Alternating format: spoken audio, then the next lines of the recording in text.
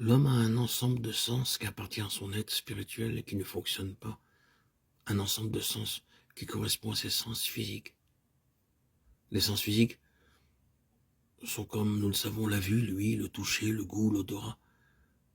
Mais l'homme a un autre ensemble de 5 sens qui n'est pas physique et qui appartient à son être intérieur. Ils sont la contrepartie de ces 5 sens physiques. Et dans l'homme par nature, ces autres sens ne fonctionnent pas. Ces facultés spirituelles ne fonctionnent pas. La Bible parle de tous ces sens d'une manière spirituelle en relation avec Dieu. La vue, la Bible parle de voir Dieu. C'est pas du tout quelque chose de physique. On ne voit pas Dieu avec nos yeux naturels. Nous avons ce petit passage bien connu. Ceux qui ont le cœur pur verront Dieu. Matthieu 5,8. Ce n'est certainement pas une question physique. Lui, on peut entendre Dieu spirituellement, écouter sa voix. Mais certainement pas par le moyen de l'oreille naturelle ou physique. C'est là, dans notre cœur. Ce n'est pas une voix audible que l'on entend, mais quelque chose qui correspond à cela de manière spirituelle. Certaines personnes peuvent dire qu'elles ont entendu le Seigneur leur parler, et cependant, elles n'ont jamais rien entendu par leur oreille naturelle. Le goût, la Bible dit, goûtez et voyez que l'Éternel est bon. Psaume 34,8. Et personne ne pensera que ce soit une question physique. L'odorat. Cela semble difficile peut-être, mais lorsque nous disons que nous sentons quelque chose, nous savons ce que nous voulons dire sans qu'aucun facteur physique n'intervienne. Nous entrons dans une pièce où les personnes présentes parlaient entre elles. Tout à coup, elles se taisent, se regardent les unes les autres.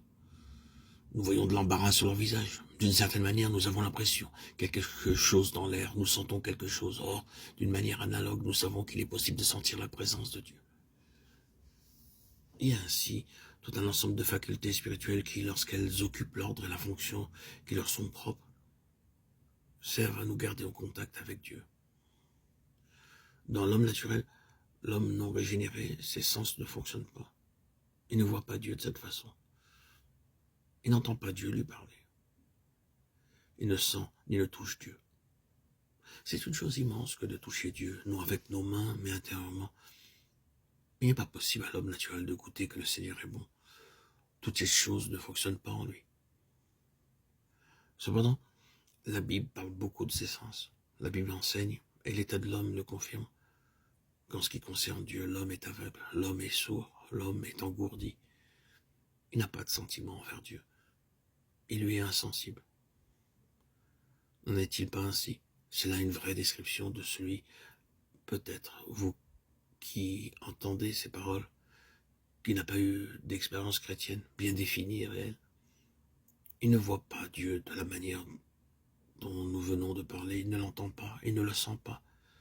Si pour lui, Dieu existe.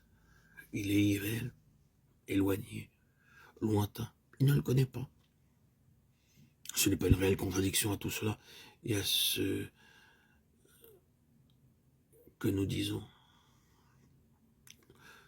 Dans la plupart des cas, à très peu d'exceptions près, il y a cependant une conscience de l'existence d'un être suprême qui demande à être reconnu. Le fait est qu'il n'existe point de communion, de compréhension, de connaissance ni de relation vivante avec Dieu